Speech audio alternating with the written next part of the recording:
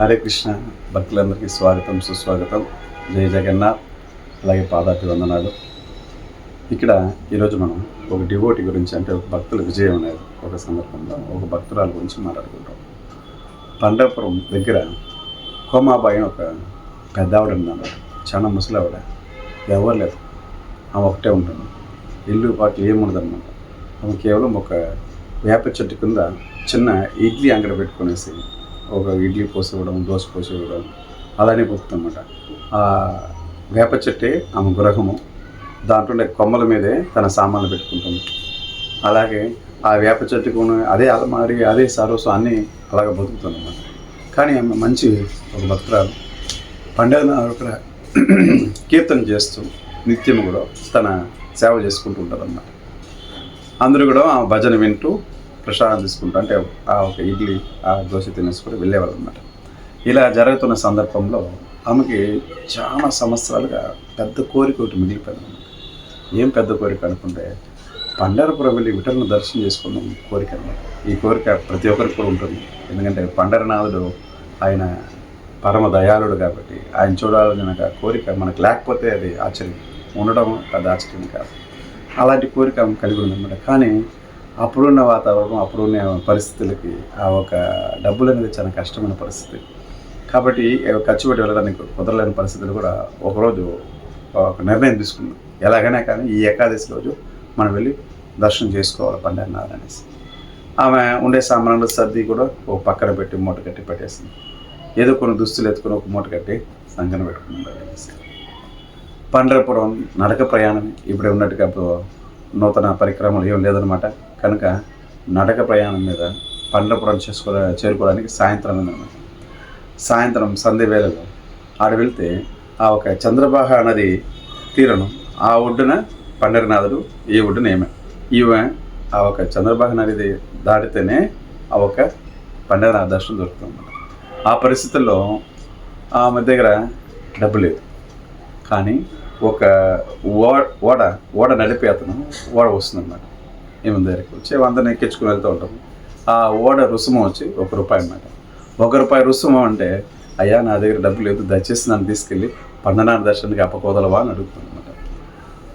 అమ్మ డబ్బు లేకపోతే నేను తీసుకెళ్ళిన కుదరదు, ఎందుకంటే నేను నా యజమానికి నేను డబ్బులు ఇవ్వాల్సి వస్తుంది, కనుక నేను తీసుకెళ్ళాను తల్లి, డబ్బులు ఉంటేనే రా, లేకపోతే పక్క ఉండనేసి ఆయన వెళ్తూ ఉంటారు. ఇలా ఆ సందేశంలో ఆయన ఒక 4 సార్లు తిరిగి లోపల సాయంత్రం 7-8 అవుతుంది. ఆ 8 గంటలకు ఇంకా ఎక్కువ చీకటి అయిపోతుంది. ఇంకా చుట్టుపక్కల ఉండే పక్షులు కిలకిల రావాలు, ఇంకా నక్క తోడేలు ఒక శబ్దాలు విని ఆమె చాలా గాబరా పడుతుంది అన్నమాట. ఎందుకంటే రాత్రి సమయంలో ఆడ వన జీవులందరూ కూడా నీళ్ళు తీసుకోవడానికి, నీళ్ళు తాగడానికి నది దారికి వస్తుందని వినిందనమాట. వినడంతో అయ్యో నా పరిస్థితి అయిపోయింది, నేను ఇప్పుడు పండరనాథ్ దర్శనం చేసుకోకుండా ఈ నక్కలకో తోడేలుకో నేను బలయ్యేటట్టున్నానే, పండరనాథా నాకు ఎన్ని కష్టాలు వచ్చింది, సో నీ దర్శనం నాకు భాగ్యం నాకు లేదా అని బాధపడుతుంది. మళ్ళీ తిరిగి ఆ అబ్బాయి మళ్ళీ ఓడ తీసుకొస్తాడన్నమాట. మళ్ళీ ప్రార్థిస్తుంది, అయినా నన్ను రాత్రి అయిపోయింది, నన్ను తీసుకెళ్ళయ్యా, ఈ కనీసం ఆఖరి సరస్సు కదా అప్పుడైనా తీసుకెళ్ళయ్యా అని ప్రార్థిస్తుంది అనమాట. ఇంకా వచ్చిపోయే ప్రయాణికులను కూడా అడుగుతుందన్నమాట, అయ్యా ₹1 ఏమైనా దానం చేయండి, నేను ఈ విధంగా నేను ఓడెక్కి ఆ పక్క చేరుకుంటాను, పండరనాథ దర్శనం చేసుకొని ప్రాధాన్యపడుతుంది. అయినప్పటికీ కూడా వచ్చిన వాళ్ళు ₹1 ఇచ్చినోడు కాదు, ఈతను ఎక్కిచ్చినోడు కాదు. ఆఖరికి ఆమె ప్రాధాన్యపడుతుంటే సరిసరిలే కూర్చో, ఆఖరి టైంలో చూద్దాం అనేసి ఆయన ఓడతను వెళ్ళిపోతాం. ఇలా జరిగితే ఈమె ప్రార్థిస్తూనే కూర్చుంటుంది. ఆడ చీకటి పడిపోయింది. ఇంకా నక్కలో ఒక శబ్దం ఎక్కువైపోయింది. ఈమె భయపడుతూ పండరనాథుని భజిస్తూ కూర్చుంటుంది అన్నమాట. అప్పుడు ఆ ఒక నదిలోని ఒక ఓడ రావడం కనపడుతుంది. ఈ ఓడ అతనే వస్తూ ఉంటాడు అన్నమాట. వస్తూ ఉంటే ఆయన చూసి సంతోషపడి, పోన్లేపా ఏదో నిలిచిపోయాను అనుకున్నాం, కానీ మన మీద దయతో కూడా వస్తున్నాడు, చాలా సంతోషము అటని కూడా విఠలను ప్రార్థిస్తుంది అనమాట. విఠలా ఎంత మంచి చేశాను. కానీ గమనిస్తుంది ఇక్కడ ఏదైతే ఏమో ఒక రాగంతో విఠలను భజిస్తూ పాండురంగ విఠలి హరినారాయణ అని ఒక రాగంతో పడదు, అదే రాగంతో ఓడ నడిపి అతను కూడా పాడుకుంటూ వస్తాడనమాట. ఏమి ఆశ్చర్యం కలుగుతుంది. అవును, మనం భజించే ఒక తీరుతోనే అతను భజిస్తున్నాడే అటనేసి సంతోషం ఒక పక్క, సరైనోడు. ఇంత రాత్రి అయిపోయింది, ఎంత భయపడిపోయాను. ఓ పెద్ద ఉన్నాను, కనీసం ఈ యొక్క ఇది కూడా లేకుండా ఆయన నన్ను ఇక్కడ వదిలేసి వెళ్ళిపోయినాడు, సరైనడు అని చెప్పి మనసులో ఒక పక్క తిట్టుకుంటుంది, ఒక పక్క సంతోషపడుతుంది. ఎలాగైతే మొత్తం మీద ఆ ఒక పడవతను వచ్చాడనమాట. వచ్చేసి ఓ పెద్దవిడ, ఇదే ఆఖరి ట్రిప్పు, ఇంక నేను తిరిగి రాను, వచ్చి నువ్వు ఓడెక్కు, కదలకుండా ఒక చోట గమ్మున కూర్చో, ఊరికి కదులుతూ ఉండమాక, ఎందుకంటే పండరపురం ఓడ కదిలి తోలకూడదు, ఇది లాస్ట్, నేను ఇంక మీరు రాను, వచ్చి ఎక్కుంటారు అనమాట. సరేనైనా సంతోషం, నువ్వు ఎంత మంచోడయ్యా, నన్ను తీసుకెళ్తానని ఏం కూడా చాలా ఒక పక్క కోపం, ఒక పక్క సంతోషంతో పాటు ఆమె చెప్పి కూడా ఓడ ఎక్కి, ఈయన అదే పాడుకుంటూ కూడా చంద్రబాబు నాయుడిని క్రాస్ చేసి పండరపురం అంటే దగ్గర వదులుతారనమాట. ఆమె దిగి అతనికి నమస్కరించి, అయ్యా చూడండి, ఈ యొక్క రూపాయిని నేను పండరపురంలో అడుక్కున వచ్చి నీకు తెచ్చిచ్చేస్తాను, ఎందుకంటే నీ కూలీ డబ్బులు నేను తినడానికి అది సగ్గత కాదు, నేను ఎట్టనా ఉదయం తెచ్చి నీకు డబ్బులు చేరుస్తానేసి పరుగుతున్నాను అనమాట.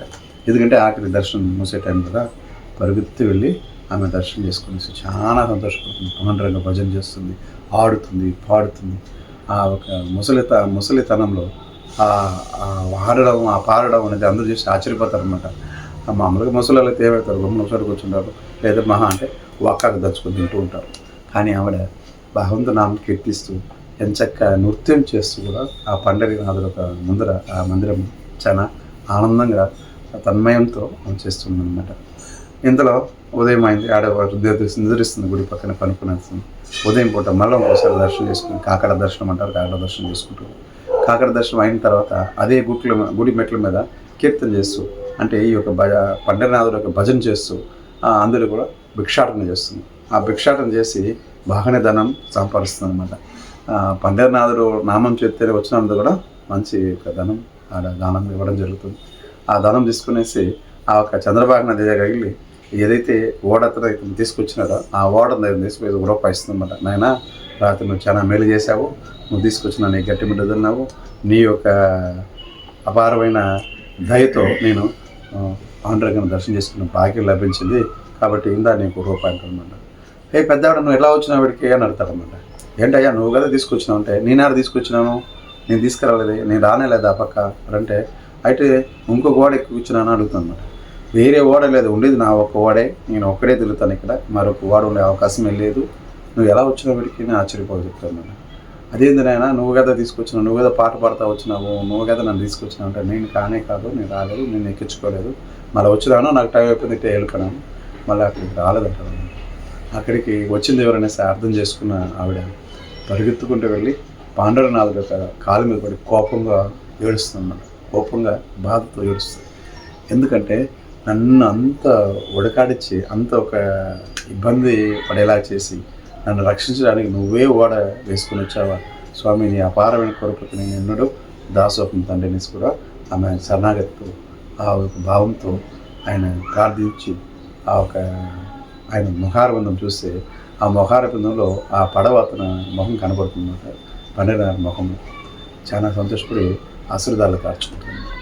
ఎందుకంటే భగవంతుడు నమ్మిన వాళ్ళకి, ఎవరైతే భగవంతుడి శరణాగతి పొందిన వాళ్ళకి మనకి ఏమవుతుందంటే భగవంతుడు ఏ ఒక్క రూపంలో సహాయం చేస్తాడన్నమాట.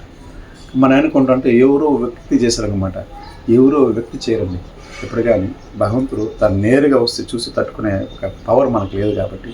ఎందుకంటే మన అర్జునుడు కూడా కృష్ణుడు పక్కనే ఉన్నప్పటికీ కృష్ణుడు ఆ ఒక దివ్య రూపాన్ని చూడడానికి శక్తి అర్జునుడు సరిపోలేకపోతే ఆయన విశేషమైన సాక్షులు ఇవ్వడం జరిగింది. అది మనం భగవద్గీతలో తెలుసుకుంటాం. కాబట్టి అటువంటి సందర్భంలో భగవంతుడి యొక్క దర్శనం అనేది ఏ ఒక భక్తుల ద్వారానో, భక్తుల రూపంగానో, లేదు ఆయన ఉదాహరణ అనేది మరొక వ్యక్తి ద్వారానో ఏదో ఒక సందర్భంలో మనకు ప్రకృతి రూపంలో మనకు హెల్ప్ చేస్తుంటారు అన్నమాట. కాబట్టి కేవలం మన కర్మ ఎవరంటే భగవంతుడికి శరణాగతి పొందడం. ఎప్పుడు కానీ మనం కోరికలు నిండి భగవంతుడు దర్శనం చేసుకున్న కోరికతో చేసుకోవడానికి డబ్బుతో పని లేదండి. కేవలం మన ఆశ, మన కోరిక దృఢంగా ఉండాలన్నమాట. భగవంతుడి మూర్తిని దర్శనం చేసుకోవాలంటే అది సరిపోతుంది. హరే కృష్ణ.